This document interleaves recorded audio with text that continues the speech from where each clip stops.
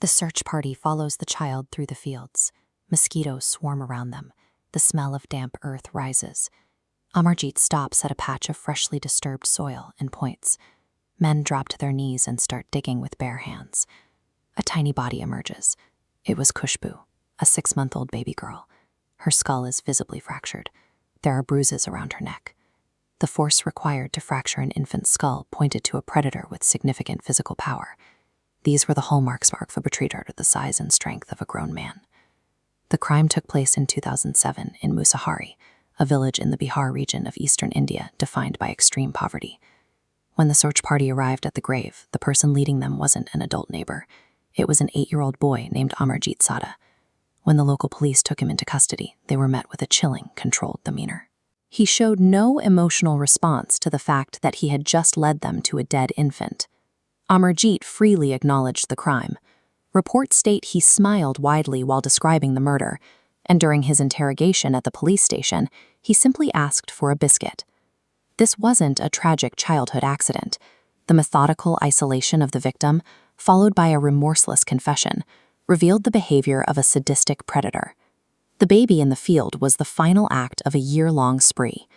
In 2006, the 7-year-old lured his 6-year-old cousin into the woodlands, strangling and bludgeoning her. Less than a year later, he removed his 8-month-old sister from her cot, strangling the infant to death. His parents discovered the truth after both of the first 2 murders. Instead of notifying authorities, they begged neighbors for silence, fearing being ostracized by the village. The family told themselves the boy was mentally ill, justifying it to keep the violence secret. By prioritizing their social standing over safety, the parents created the permissive environment that allowed Amarjeet to target his 3rd victim.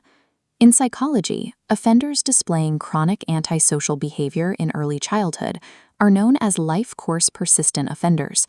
This demographic is characterized by violent behavior that starts in the playroom and continues into adulthood.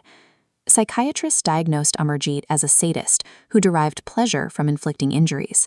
His reaction, smiling and asking for snacks, aligns with a total lack of remorse.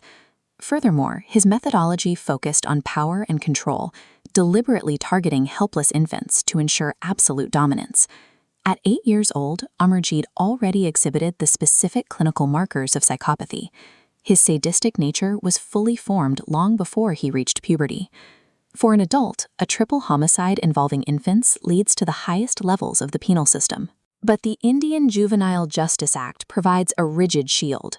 Under the law, an 8-year-old cannot be sent to prison or face the death penalty.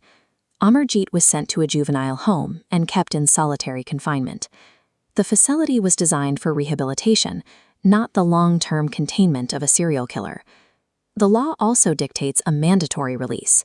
No matter the crime, the state could only hold him until his 18th birthday. This creates a systemic paradox.